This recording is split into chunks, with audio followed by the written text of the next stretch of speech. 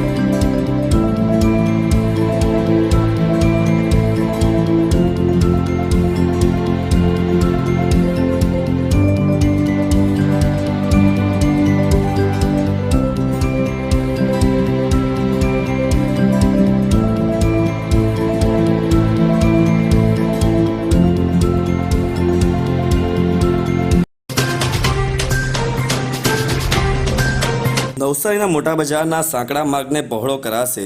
150 જેટલી દુકાનોને અસર થશે.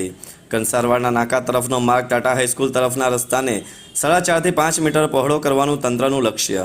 નવસારી મહાનગરપાલિકાએ શહેરના અત્યંત ગીચ વ્યવસાયી વિસ્તાર માટે લાઇન દોરી અંગેની જાહેર નોટિસ બહાર પાડી છે, જેમાં શહેરના હળદમાં આવેલા મોટા બજારનો સાંકડો રસ્તો, કંસારવાડના નાકા સુધીનો રસ્તો તેમજ ટાટા હાઈસ્કૂલ તરફ જતા આ રસ્તાને 4.5 થી 5 મીટર જેટલો પહોળો કરવાનું મહાનગરપાલિકાનું લક્ષ્ય છે, જે માટે મ્યુનિસિપલ કમિશનરે શહેરના અત્યંત ગીચ વ્યવસાયિક વિસ્તાર માટે લાઇન દોરીની નોટિસ બહાર પાડી તે અંગે વાંધા મંગાવ્યા છે.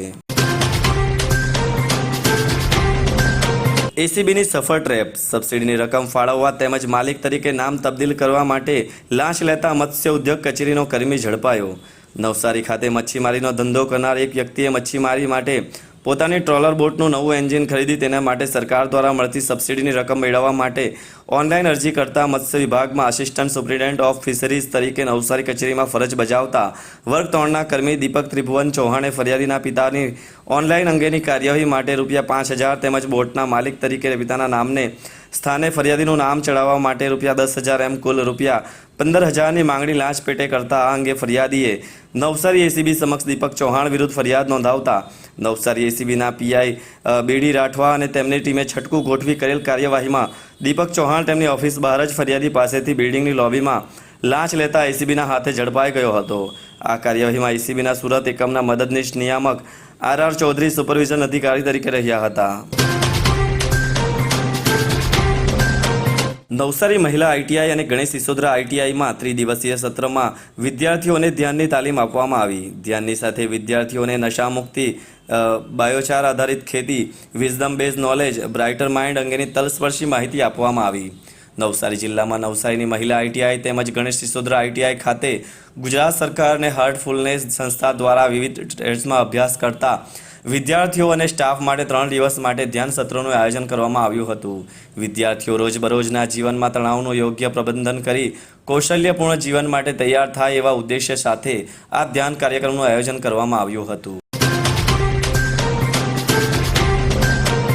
ઓસ્ટ્રેલિયા ખાતે હત્યા કરાયેલ બિલીમોરાના યુવકના મૃતદેહને વતન લવાયો. મૃતદેહને વતન મોકલવા ઓસ્ટ્રેલિયાના ગુજરાતી સમાજે ફંડ એકત્ર કર્યું. ઓસ્ટ્રેલિયાના મેલબોર્ન ખાતે રહેતા નવસારી જિલ્લાના બિલીમોરાના મિહિર દેસાઈ નામના એક અનાવિલ યુવાનની મેલબોર્નના નોર્થ બોરવુડ વિસ્તારમાં તેના જ રૂમમેટ દ્વારા ચપ્પુના ઘા ઝીકી હત્યા કરી નાખવામાં આવી હતી. આ જઘન્ય હત્યાએ ઓસ્ટ્રેલિયા ખાતે રહેતા સમગ્ર ગુજરાતી સમાજમાં ખળભળાટ મચાવી દીધો હતો. ઓસ્ટ્રેલિયા ખાતે રહેતા ગુજરાતી સમાજ દ્વારા લાખોનું ફંડ એકત્ર કરી મિહિરના મૃતદેહને વતન બિલીમોરા ખાતે મોકલ્યો હતો. મૃતદેહ ઘરે પહોંચતા જ પુત્રના મૃતદેહને જોતા તેમની માતાની આંખમાંથી શ્રાવણ ભાદરવો વરસ્યા હતા. બ્રહ્મશક્તિ સેના ગુજરાત દ્વારા નવસારી બ્રહ્મશક્તિ સેના જિલ્લા પ્રમુખ તરીકે ભૂદેવ નિલેશ પંડ્યા તેમજ જિલ્લા મહામંત્રી તરીકે ભૂદેવ જેનિશ પુરોહિતની નિયુક્તિ કરવામાં આવી હતી, જે બદલ નવસારી બ્રહ્મશક્તિ સેનાના હોદ્દેદારો અને કાર્યકર્તાઓ દ્વારા ખૂબ ખૂબ અભિનંદન સાથે શુભેચ્છા પાઠવવામાં આવી હતી. શું તમે શરીરના સાંધાના દુખાવાથી પીડાઈ રહ્યા છો કે પછી તમે કોઈ સ્પોર્ટ્સ ઇન્જરીથી પીડાઈ રહ્યા છો? લકવાની બીમારી બાદની પીડા સહન કરી રહ્યા છો? શું તમને સ્પાઇનલ પ્રોબ્લેમ છે? તો આ તમામ દુખાવાને હવે બાય બાય કરી દો, કારણ કે માસ્ટર ડિગ્રી ધરાવતા ખૂબ જ અનુભવી ફિઝિયોથેરાપિસ્ટ ડૉક્ટર અમિત પટેલ પાસે તમે આ તમામ સમસ્યાઓનું સચોટ નિદાન કરાવી ફરીથી નોર્મલ જિંદગી જીવી શકો છો. તો સરનામું નોંધી લો. Comprehensive care centre, DD street, library પાસે, અનુરાગ સારીઝની લાઇનમાં, નવસારી. બિલીમોરા, સોમનાથ અને ધોબી તળાવ ઉનાળાની શરૂઆતમાં જ સુકાયા. સોમનાથ તળાવનું બ્યુટિફિકેશન તો કરાયું, પરંતુ પાણીના સંગ્રહ માટે કોઈ આયોજન નહીં. બિલીમોરા પાલિકા દ્વારા શહેરના ધોબી તળાવ, જ્યુબિલી તળાવ અને સોમનાથ તળાવમાં પાણી સંગ્રહ માટે મસમોટો ખર્ચ કરવા છતાં તળાવમાં પાણી સુકાતા આ ખર્ચ એળે ગયો છે. પાલિકાએ તળાવમાં પાણીના સંગ્રહ કરતાં વધુ ધ્યાન તળાવના બ્યુટિફિકેશન માટે આપી તેની પાછળ કરોડો ખર્ચી નાખ્યા હતા, પરંતુ તળાવનું જેને લઈને અસ્તિત્વ હોય તે પાણી તળાવમાંથી સુકાઈ જતાં આજે તો આ ખર્ચ પર જાણે માથે પડ્યો છે. બિલીમોરામાં પાણી સંગ્રહ માટેના 2 સૌથી મહત્ત્વના જળ સંચય સ્થળો ધોબી તળાવ અને સોમનાથ તળાવનું પાણી ઉનાળાના પ્રારંભે જ સુકાવા માંડ્યું છે અને હજુ આકરો ઉનાળો તો શરૂ પણ થયો નથી, ત્યાં જ તળાવના પાણી સુકાઈ રહ્યા છે, જે બાબતે નગરજનોમાં ચર્ચાનો વિષય બન્યો છે. વાત કરીએ આજના હવામાનની તો આજનું મહત્તમ તાપમાન 33.5 સેલ્સિયસ જ્યારે લઘુત્તમ તાપમાન 23.1 સેલ્સિયસ રહ્યું હતું. હવામાં ભેજનું પ્રમાણ સવારે 98% તો સાંજે 52% નોંધાયું હતું. હવાની ગતિ 4.8 કિલોમીટર પ્રતિ કલાકની ઝડપે દક્ષિણથી પશ્ચિમ તરફની રહી હતી. ગણદેવી તાલુકા માહ્યવંશી વિકાસ મંડળ સ્થાપનાના 50 વર્ષ પૂરા થતાં ગણદેવી તાલુકાના માહ્યવંશી વિકાસ મંડળ તેની સ્થાપનાના 50 વર્ષ પૂરા કરતા મંડળોની સુવર્ણ જયંતિ સાથે સાથે ડૉક્ટર બાબા સાહેબ આંબેડકરની 134મી જન્મ જયંતિ અને સમાજના તેજસ્વી તારલાઓના સન્માન સાથે ત્રિવેણી સંગમનો રંગારંગ કાર્યક્રમ યોજાયો હતો. સમાજના વડીલો અને કાર્યકરોનું સન્માન પણ કરવામાં આવ્યું હતું. फालूदा मिक्स की इतनी सारी वैरायटीज रिफ्रेश के पास है. अगर आपको भी चाहिए रिफ्रेश के फालूदा मिक्स की इतनी सारी वैरायटीज तो फिर सर्च करो, क्लिक करो, लाइफ को रिफ्रेश करो.